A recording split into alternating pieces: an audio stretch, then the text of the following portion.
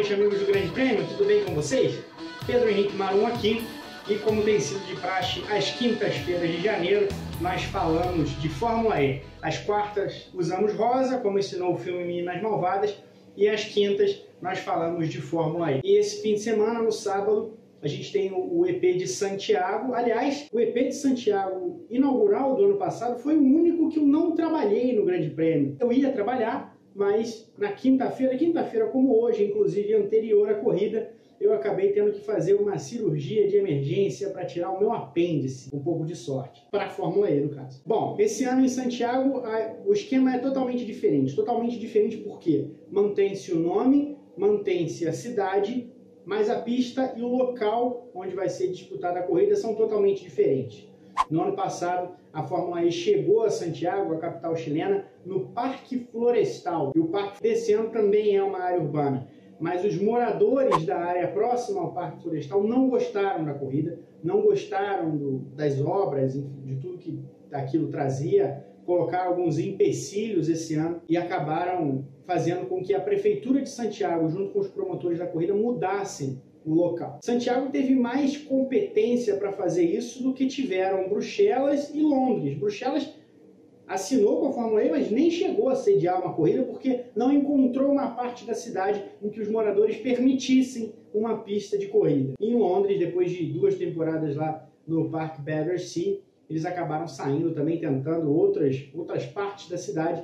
Os moradores também enxotaram a Fórmula E e os promotores e acabaram ainda não conseguindo voltar, apesar do interesse. A mudança desse ano aconteceu num tempo curto, foi confirmada em outubro do ano passado, a pista no Parque O'Higgins. O Parque O'Higgins é numa outra parte da cidade, é um parque muito grande, tem lá dentro uma imensa casa de shows, uma arena de shows, que leva o nome da Movistar, a empresa de telefonia, a Movistar Arena.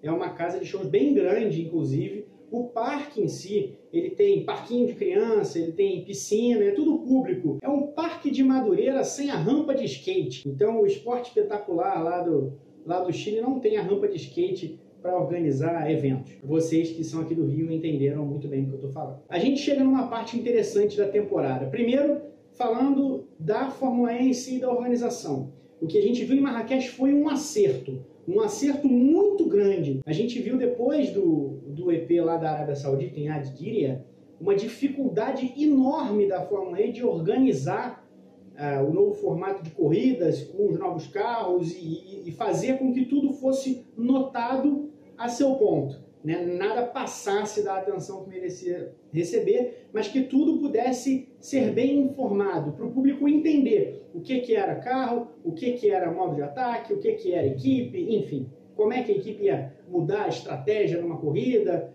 E a gente viu isso muito bem em Marrakech. É necessário que isso continue, porque, lógico, uma andorinha só não faz verão. Se a gente vier agora para Santiago e assistir uma corrida de desinformação, como foi a primeira, a gente volta da estaca zero e vai repetir aqui que a Fórmula E precisa se levar a sério. Se a Fórmula E se leva a sério, e eu acredito que sim, ela vai ampliar a compreensão do público ainda mais com relação ao que já foi feito no Marrocos. O que é muito bom para a categoria e o que é muito bom para quem acompanha a categoria. A competição em si tem uma coisa muito interessante nessa corrida. Nunca, nas 4 temporadas anteriores da história da Fórmula E, o campeão da temporada terminou a 3ª etapa sem um pódio.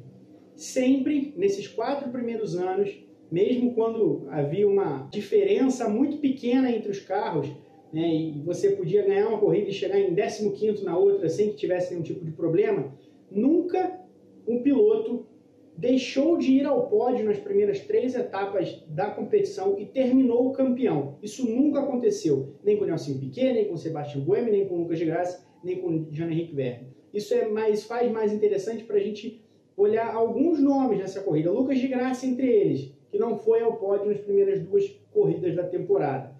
O André Lotterer, que tem um carro campeão, agora não é mais um novato como no ano passado, deveria brigar lá em cima com o Jean-Éric Vergne, lá na DS de Chita, também não foi ao pódio. Outros pilotos que têm carros fortes não conseguiram ir ao pódio. O Felipe Massa, que ainda conta com uma paciência muito grande de quem faz a Fórmula E, acompanha a Fórmula E, ainda não pontuou sequer. É claro que com a Venturi é difícil imaginar que pudesse haver uma briga por título logo de cara, mas nem pontuar após 3 corridas também complicaria a situação. Enfim, até agora foram ao pódio só Antônio Félix da Costa, Jérôme D'Ambrosio, o Vergne e as duas Virgin, os 2 pilotos da Virgin, o Sam Bird e o Robin Fries. Nem o Alexander Sims, companheiro de BMW do Antônio Félix da Costa, foi ao pódio até aqui.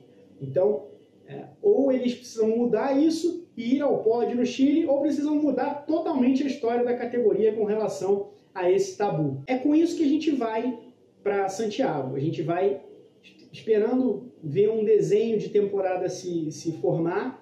Como eu disse aqui no vídeo da semana passada, a BMW e a DST apareceram na frente das rivais nas primeiras 2 etapas da competição e com vantagem, mas quem saiu líder foi o Jérôme D'Ambrosio e a sua Mahindra. Então a Mahindra tem a chance de ouro, ganhou um respiro de 2 etapas para tentar alcançar essas 2 grandes rivais. E a partir de agora, essa etapa é fundamental para a gente ver se alguém vai encostar, se outras equipes serão competitivas com essas 2 ao longo da temporada. Serve muito para isso. O Parque O'Higgins é um lugar muito agradável, vocês vão ver no sábado.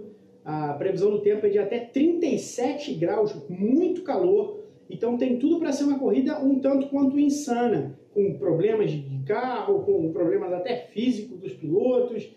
Tem muito para mudar no começo das atividades, no começo da manhã e até na hora do almoço, com relação à classificação, os treinos livres. Tem tudo para ser muito diferente da classificação, tem tudo para ser muito diferente da corrida. Então vai ser um dia difícil de prever, mas é um dia que, ano passado, por exemplo, foi em Santiago que o Vergne ganhou sua primeira corrida e assumiu pela primeira vez a liderança do campeonato e mostrou que tinha cancha. Tem mais gente que vai tentar fazer isso agora, batendo o líder do campeonato, Jérôme D'Ambrosio, que vai tentar mostrar que é mais forte do que os seus rivais próximos. Os seus rivais próximos, no caso da Costa e Vergne, vão tentar tomar o controle que ensaiaram nessas primeiras 2 etapas, e mais alguns outros pilotos, talvez exatamente a dupla da Virgin ou a dupla da Audi, o Di Grassi e o Daniel Abt, vão tentar mostrar que suas equipes têm sim condições de brigar lá em cima nesse campeonato, e a gente vai ficar sabendo agora no Chile. 2 semanas depois tem a Cidade do México.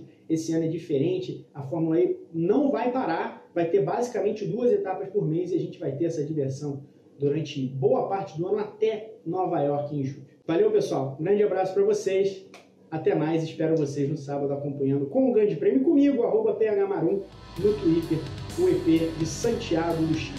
Grande abraço.